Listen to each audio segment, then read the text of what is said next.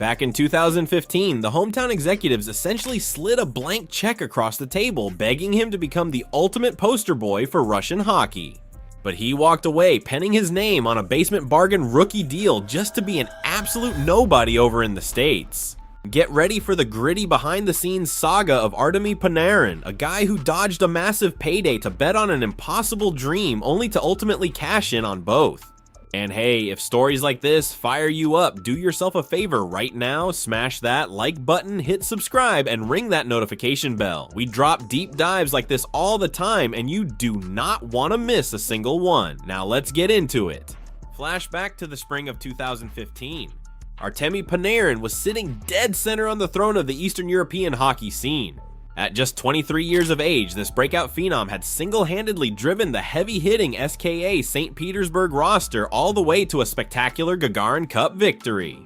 He was treated like absolute royalty over there, and the KHL brass were ready to back up the Brinks truck just to keep him from leaving the continent. Massive multi-year extensions were laid right at his doorstep, promising a lifetime of luxury and bulletproof security right in his own backyard. However, Panarin was playing an entirely different game in his head. On the 29th of April 2015, he completely stunned the international sports community by leaving all that guaranteed generational wealth rotting on the table.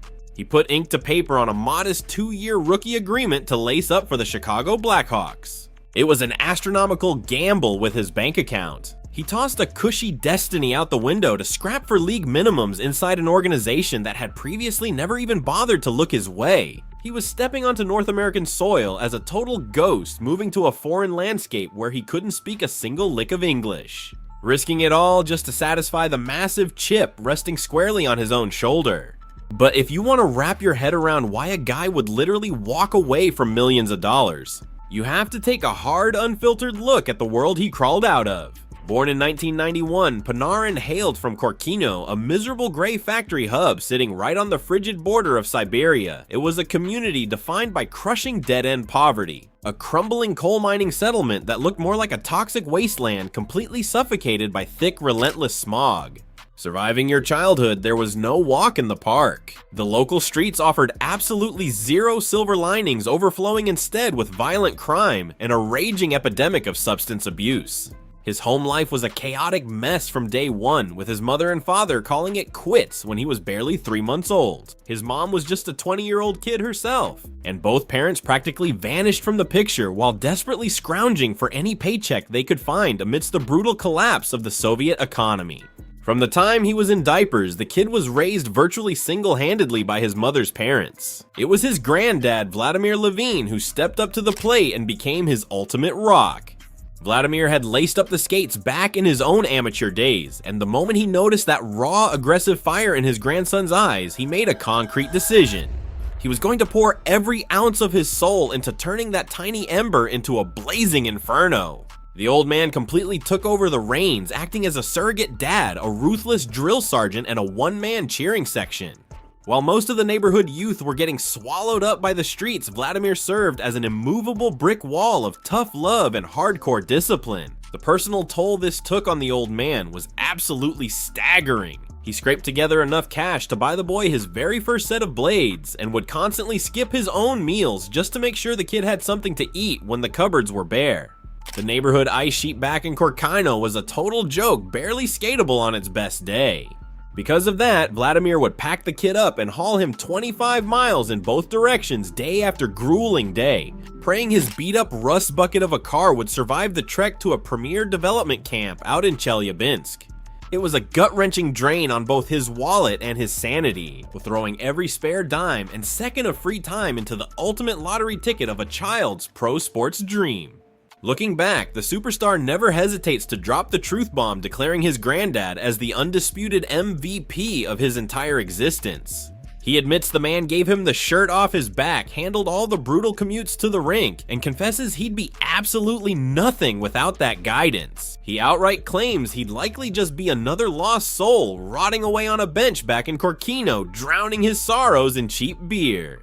That hardcore reality was the exact fuel driving his ruthless on-ice mentality he was fighting for far more than his own glory.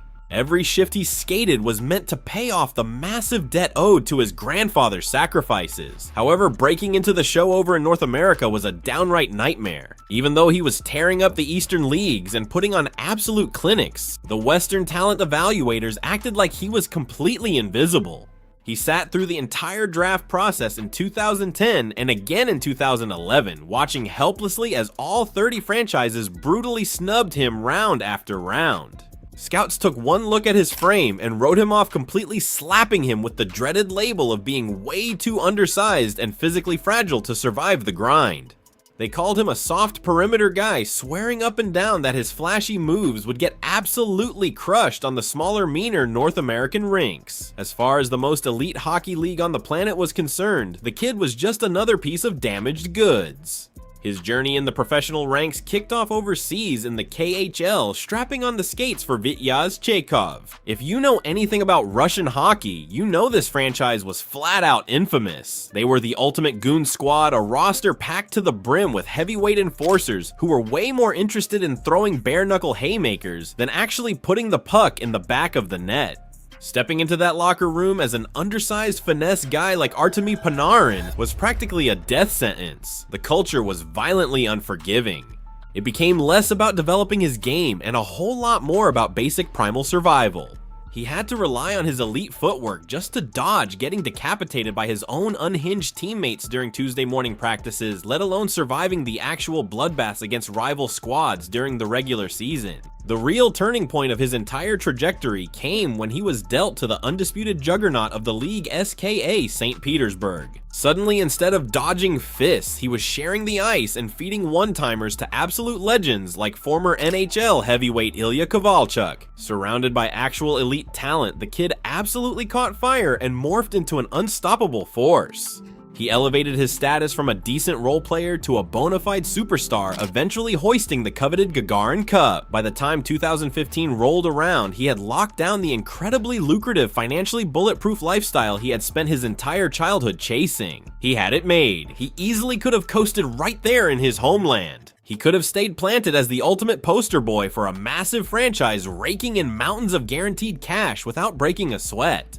But deep down, the burning humiliation of going completely ignored on draft day ate at him. Every single scout who told him he simply didn't have what it takes for the National Hockey League fueled a massive chip on his shoulder. At this point, chasing a paycheck wasn't the goal anymore. He was out for pure, unadulterated redemption, and that is exactly why at just 23 years of age, he orchestrated his first massive leap of faith. Pushing all his chips to the center of the table, he walked away from tens of millions in guaranteed Russian rubles just for a fleeting, unpredictable shot at North American glory. It was hands down the most high-stakes, terrifying roll of the dice a young athlete could possibly make. He touched down on American soil without a single drop of job security, completely blind to the culture and without knowing a single lick of English. The honeymoon phase was over. Now it was time to put up or shut up and prove to the skeptics that he was not just some flash-in-the-pan European phenom, but a legitimate powerhouse who could go toe-to-toe with the nastiest, most talented players on Earth. When Artemi Panarin's flight finally hit the tarmac in the Windy City during the scorching summer of 2015, he was a total ghost to the average fan. Here was a 23-year-old kid who had quite literally torn up a blank check back in his motherland. He traded it all for a completely unproven bare-bones 2-year entry-level contract that did not even guarantee him a locker stall by the time training camp wrapped up.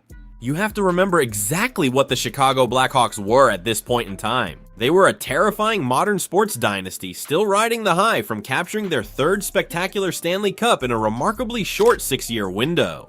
Their locker room was an absolute gauntlet of Hall of Fame talent and battle-tested veterans. The Russian import wasn't just trying to fit into a random rebuild. He was attempting to carve out ice time on one of the most cutthroat and possibly elite rosters the sport had seen in decades. The brick walls hit him the second he stepped off the plane, and the learning curve was violently steep. The language barrier was an absolute nightmare. He could not string together 2 English words, completely cutting him off from casual locker room banter and complex tactical meetings with the coaching staff. Beyond the rink, he was drowning in the chaos of a massive American metropolis. Add to that the absolute whiplash of adjusting to a suffocating, fast-paced brand of hockey played inside the claustrophobic confines of an NHL-sized rink. And lurking in the back of his mind was the soul-crushing anxiety of the massive financial sacrifice he had just made. The reality was brutal. If he folded under the pressure, if he got unceremoniously dumped down to the grueling bus rides of the minor leagues, then walking away from generational wealth back home would go down as the most idiotic mistake of his entire life. Luckily for him, head coach Joel Quenneville and the franchise's crown jewel Patrick Kane possessed an incredible eye for talent. They took one look at the kid during scrimmages and immediately recognized a truly generational offensive weapon. The whispers around the front office quickly turned into a roar about his off-the-charts hockey IQ and ridiculously soft hands. Insiders realized instantly that any fan holding a ticket to the United Center was about to witness a jaw-dropping level of pure athletic entertainment. You simply could not look away from his electric play style, highlighted by his silky smooth puck control and a ridiculously lethal wrist shot, making a gutsy call that would ultimately send shockwaves through the entire National Hockey League.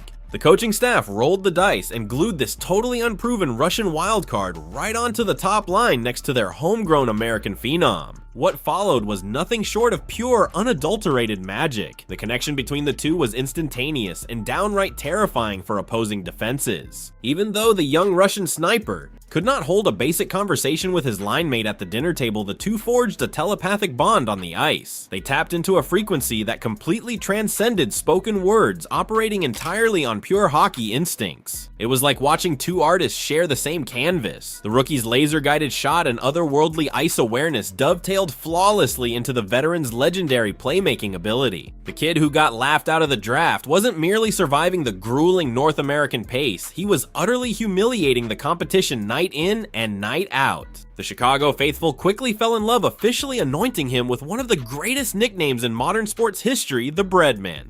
The legendary nickname actually started as a locker room joke from the head coach, simply because the rookie's last name sounded practically identical to a massive American bakery chain, and the title just stuck like glue. Someone tossed out the nickname Breadman, and before long, the entire city of Chicago was eating right out of the palm of his hand. It did not take long at all for this unknown kid to morph into an absolute rock star among the hardcore faithful at the United Center. What we witnessed during his inaugural campaign goes down as arguably the most spectacular breakout year by an undrafted skater in the modern era of professional hockey. The sheer audacity and swagger he brought to the ice left veterans completely speechless. You simply do not see first-year guys pulling off those kinds of jaw-dropping moves. By the time the dust settled on the regular season, he had buried 30 goals and dished out 47 assists, racking up a staggering 77 points. That unbelievable production rocketed him into the top 10 point getters across the entire league. He was not just lucky to secure a roster spot, he was legitimately carrying the offense on his back. When the schedule finally wrapped up and it came time to hand out the hardware, the voters really only had one logical direction to look. Artemi walked away with the Calder Memorial Trophy, cementing his status as the undisputed Rookie of the Year in the National Hockey League. He absolutely hijacked the spotlight from heavily hyped prodigies like Connor McDavid, proving that a scrappy kid raised in the smog-choked, forgotten industrial depths of Russia could conquer the hockey universe. This was the exact same guy that every single general manager had completely ignored and left stranded on the draft floor years earlier. Now he stood at the mountaintop as the greatest first-year talent on the planet, proving that betting entirely on his own raw abilities was the smartest move he ever made. Instead of hitting a sophomore slump, he came out firing the very next year with another monster statistical campaign, absolutely shredding the narrative that he was a one-hit wonder and solidifying his roots in the Windy City. But just when you thought this fairy tale was locked in for the long haul, the brutal reality of the business side of the sport reared its ugly head. Barely 2 seasons into his tenure, the Chicago front office found themselves staring down the barrel of a salary cap nightmare that threatened to tear their dynasty apart. His bargain bin starter contract was officially expiring, putting him in line for a colossal life-changing payday, a ransom that management simply did not have the cap space to cover. On June 23, 2017, shockwaves rattled the hockey community when the front office shipped their budding superstar off to the Columbus Blue Jackets in a blockbuster swap. Without having any say in the matter, he was packing his bags and starting completely from scratch in an unfamiliar time zone. It was the ultimate irony. He was essentially being punished for being way too dominant, way too fast. He had already shown everyone he had elite top-tier hands, but the critics were circling again, demanding he prove his worth in Ohio without the legendary playmaking of Patrick Kane riding shotgun on his line. Producing highlight reel magic night after night in Chicago ultimately secured his financial future, but it also stamped a one-way departure ticket straight out of town, dropped right into the middle of the gritty hockey culture in Columbus. He was staring down a massive chip on his shoulder, desperate to kill the toxic narrative that he was merely a passenger being carried by a future Hall of Fame talent. Touching down in his new home arena provided the absolute perfect stage for him to grab the reins and permanently bury those lingering whispers about his independence.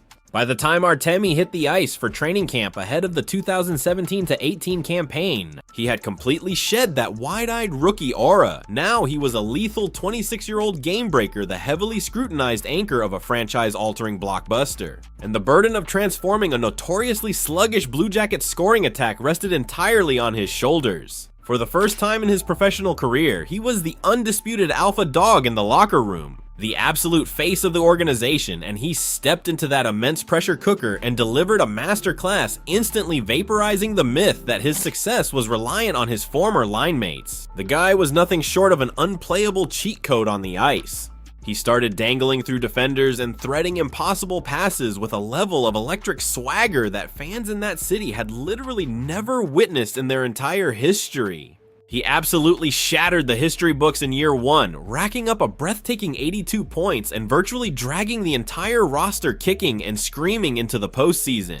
The debate was completely dead. He was a pure, unfiltered offensive juggernaut who could command the flow of the game entirely on his own. Teammates and coaches alike raved about his relentless blue-collar work ethic, constantly pointing out that despite the flashy moves, he was the grittiest grinder in the locker room. People inside the building genuinely believed there was not a single player in the entire National Hockey League more fiercely competitive when fighting for loose pucks in the dirty areas of the rink. Somehow he managed to turn the dial up even further during the 2018-19 marathon, proving his ceiling was virtually non-existent. He completely rewrote his own previous milestones, smashing the franchise high watermark he had just set the year prior. Amassing a jaw-dropping 87 points, he ultimately became the driving force behind arguably the most mind-bending bracket-busting playoff upset the modern hockey world has ever witnessed. We are talking about a brutal 4-game sweep against a 62-win Tampa Bay squad, a Lightning organization that was widely feared as one of the most terrifying, unstoppable regular season juggernauts the sport had ever produced. He instantly achieved legendary status across the state of Ohio, cementing his legacy as an irreplaceable phenom who single-handedly resurrected a struggling franchise from the dead. Panic began to set in at the executive level. The front office was completely terrified of losing him and went into full-blown desperation mode to lock him down. Management constantly praised his behind-the-scenes demeanor, admiring how effortlessly he handled the blinding spotlight while remaining fiercely dedicated to his craft. He became the ultimate gold standard for the younger prospects in the system, offering a flawless blueprint on how a true champion conducts his daily business. The organization essentially slid an enormous blank check across the boardroom table, begging him to name his price. They threw a colossal, groundbreaking 8-year extension his way, a deal so massive it would have permanently crowned him as the undisputed king of Columbus for an entire decade. Then, in a massive twist that left the entire hockey community completely shell-shocked for a second time, Panarin firmly slammed the door shut. The guy flat out declined to even entertain a negotiation, leaving the front office desperately hoping their star player would somehow change his mind. Management tried spinning the narrative, insisting the locker room was great, the guys loved Ohio, and they were building a genuine Stanley Cup contender right there in Columbus. But the Russian phenom had already made his choice, doubling down and putting all of his chips on himself yet again. He was dead set on testing the waters of unrestricted free agency, a privilege he had absolutely ground for, marking the second major leap of faith in his professional journey. He skated through the entire 2018-19 campaign, with everyone knowing his bags were practically packed. Every single person in the arena, from the nosebleeds to the locker room, understood he had one foot out the door, creating an incredibly thick and uncomfortable atmosphere. Despite the heavy tension, the Breadman left every ounce of sweat out on the ice, spearheading that legendary jaw-dropping run deep into the postseason. Die-hard supporters in Ohio felt utterly stabbed in the back by their franchise savior. However, he was completely locked in on chasing a much grander stage, and when July 1st, 2019 rolled around, that massive roll of the dice struck the absolute jackpot. He inked a jaw-dropping 7-year deal worth exactly $81.5 million to lace up for the legendary New York Rangers. Raking in an average of $11.64 million a year rocketed him straight into the elite tier of the most handsomely compensated athletes in the entire league. This gritty, undrafted prospect who bolted from the KHL had officially crowned himself as hockey royalty in the Big Apple. He was standing at the absolute zenith of his athletic career, but right at that glorious summit is where things took a remarkably dark turn. Merely a handful of days after putting pen to paper on that generational wealth, he stepped up and made a tremendously bold move that had absolutely zero to do with chasing pucks. It was a wildly courageous yet undeniably risky choice that would ultimately plunge him into the darkest, most terrifying chapter of his life. While sitting down for an incredibly raw interview in his homeland, he pulled off the absolutely unimaginable. He went on the record taking direct shots at the Russian government, completely shattering the unspoken rule that superstar athletes must remain quiet, loyal pawns. Unflinchingly, he stated that the leadership had lost its moral compass, blatantly calling out the current administration as a completely lawless operation. The sports community was totally floored by this unprecedented level of rebellion. Fast forward 18 months and he was living it up as the absolute pride and joy of Manhattan. He was carving up defenses as an MVP finalist, looking completely bulletproof both on and off the ice. Unfortunately, the powerful figures he had publicly called out were quietly biding their time, and in February 2021, the calculated retaliation was unleashed. A completely baseless smear campaign article mysteriously exploded across a heavily state-backed tabloid. His old bench boss from his days back in Russia, Andrei Nazarov, who was notoriously loyal to the state establishment, suddenly alleged that way back in 2011, the star winger had physically attacked an 18-year-old woman at a Latvian hotel lounge. Both the player and the Rangers organization wasted zero time completely torching these claims, shooting down the accusations with intense fury. The front office went on the offensive, dropping an incredibly firm press release, labeling the entire ordeal as a purely fictional hit piece designed solely to terrorize him as payback for speaking out against his home country's leadership. This nightmare scenario became the ultimate low point of his entire journey. While the brutal accusations alone were enough to ruin a career, the dark message hiding beneath them was straight up bone-chilling. It was an unmistakable, calculated warning shot across the bow. He was sick with worry, completely terrified, not for his own reputation, but for the lives and well-being of his relatives who were still back home. Lacing up his skates felt impossible when his entire mental bandwidth was thousands of miles away, dealing with a real-life crisis. The massive government superpower he bravely called out was now actively trying to destroy his entire world. Pushed to the brink, he had to step away from the sport with no return date, desperately needing time to navigate the intense anxiety and quietly secure protection for his loved ones. He sat out for exactly 9 agonizing matchups. The unstoppable offensive dynamo had finally been brought to a screeching halt by an international crisis far heavier than anything found inside a sports arena. Alright, quick timeout right here, and I mean it. If you are hooked on these deep dives and you are not just mindlessly swiping through goal recaps, go ahead and smash that subscribe button right now. Do not leave me hanging, folks. Plus, if you want to support the channel's daily grind, hit that join button and become an official member of our hardcore hockey family. Massive shout out to everyone doing that. Now let us dive right back into the chaos before some rookie blows an empty netter. That sinister state-sponsored attack was engineered to permanently shut his mouth and shatter his mental toughness into pieces. Instead, it backfired, spectacularly fueling Artemi's fire as he marched right back onto the ice for New York following his grueling 2-week hiatus. He didn't step back onto the ice looking like some shattered or frightened man. Instead, he returned as a warrior with a massive chip on his shoulder, completely locked in and ready for battle. That entire coordinated hit job meant to drag his reputation through the mud and put his loved ones in the crosshairs completely blew up in their faces, failing to knock him off his tracks even a single inch. He closed out the 2021 campaign playing out of his mind, putting his unmatched grit and unbreakable mental toughness on full display for the entire league to witness. That wild, turbulent chapter essentially served as the ultimate turning point that kicked off the most legendary phase of his unbelievable hockey career. And hey, drop a comment right now and let us know, what chapter of Panarin's journey hits different for you personally? Was it the Calder Trophy rookie season, the Columbus redemption arc, the New York contract, or the way he stood up to an entire government sound-off below? We read every single one. Think about it for a second. This dude had already clawed his way out of absolute poverty and laughed in the face of all 30 NHL general managers who completely ignored him on draft day. He stared down the crushing, suffocating expectations of that massive rookie deal, and he totally silenced all the haters when he had to pack his bags and prove himself all over again with a brand new franchise. And just to top it all off, he went head to head with a terrifying, politically driven hit piece straight out of a Cold War thriller and completely brushed it off like it was nothing. At that point, the only thing left on his to-do list was to firmly etch his name into the history books as one of the most elite, jaw-dropping talents on the planet.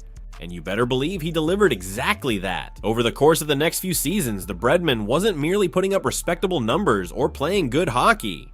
He was out of this world, showcasing a level of breathtaking top-tier dominance night after night that left fans screaming and defensemen absolutely speechless. He morphed into the absolute beating heart and the undeniable driving force behind the entire New York Rangers offensive attack, taking the Big Apple by storm. He was the high-octane motor carrying the whole squad on his back. Just look at the 2021-22 campaign, where he casually dropped a mind-boggling 96 points on the stat sheet. He didn't take his foot off the gas pedal either, following that up by completely taking over the 2022-23 season with another ridiculous 92-point clinic. We weren't just talking about a star forward anymore. The guy elevated himself into a year-after-year MVP heavyweight, possessing that rare unteachable magic to turn average line mates into legitimate scoring threats. However, his absolute pinnacle moment on the frozen pond, the performance that truly etched his name into hockey royalty forever, his undeniable Mona Lisa of a season finally arrived during the epic 2023-24 campaign. Right out of the gate on opening night, the guy hit the ice with infectious swagger and pure joy for the game, looking like a walking highlight reel the exact second the puck touched his stick blade. Opposing goalies were having nightmares because he had transformed into a lethal weapon, an absolute terror who threatened to rip one top shelf from quite literally any square inch of the rink. When the final horn of the regular season sounded, he had completely shattered his own personal record-setting brand new career highs in both the goal column and overall point production. He lit the lamp 49 times and dished out 71 beautiful assists, wrapping up the year with an utterly ridiculous video game-like 120 points. You are looking at one of the most freakishly dominant, explosive offensive showcases ever witnessed in the long, deeply storied history of the Broadway Blue Shirts. Naturally, he snagged yet another nomination for the Hart Trophy as the most valuable player in the entire league, serving as the ultimate undeniable mic drop moment against every last one of his remaining doubters. That scrappy, unheard of kid who grew up grinding it out in the heavily polluted, gritty mining town of Corkino. The undersized skater that literally every single front office ignored on draft weekend. The absolute maverick who pushed his chips to the middle of the table and bet on his own talent not once, but twice. Had officially evolved into one of the most deeply respected, highly compensated, and globally celebrated athletes to ever lace up a pair of skates. That jaw-dropping $11.64 million average annual value on his contract, which the talking heads originally blasted as a reckless overpayment, was suddenly looking like the steal of the century. He had climbed to the absolute undisputed summit of the hockey universe. Today, the guy leaves behind a legacy that is almost impossible to beat. When the skates are laced, he stands as the ultimate proof that raw, unfiltered skill, off-the-charts hockey IQ, and an unbreakable belief in yourself can totally dismantle an old-school system that cares way too much about height and playing it safe. He is walking, breathing proof that getting snubbed on draft day doesn't mean your career is dead on arrival. It is just a spicy piece of trivia meant to fuel your fire. But honestly, the stuff he stands for when he takes the sweater off might carry even more weight in the grand scheme of things.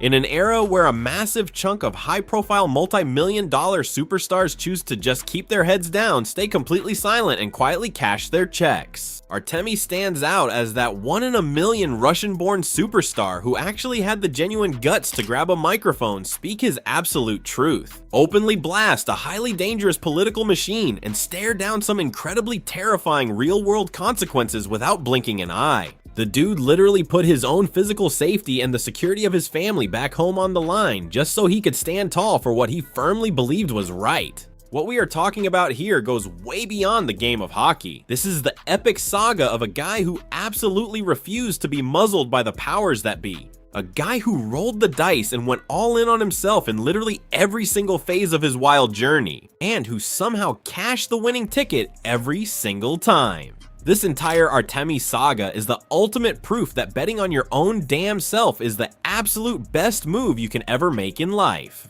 Think about it, this kid literally turned his back on massive stacks of guaranteed cash early in his career, flew across the world to North America and built an absolute empire just by trusting his gut, competing at the highest level and playing his game. If this story fired you up the way it fired us up, smash that like button right now, drop a comment with your hottest Panarin take, and make sure you are subscribed so you never miss a deep dive like this one. We are already back in the film room grinding out the tape for the next massive hockey deep dive coming your way, so obliterate that notification bell so you do not miss a single second of the action. And hey, if you seriously want to throw your full support behind the crew, hit that join button and prove you have actually got some silky mitts and a killer finishing touch. We will see you in the next one.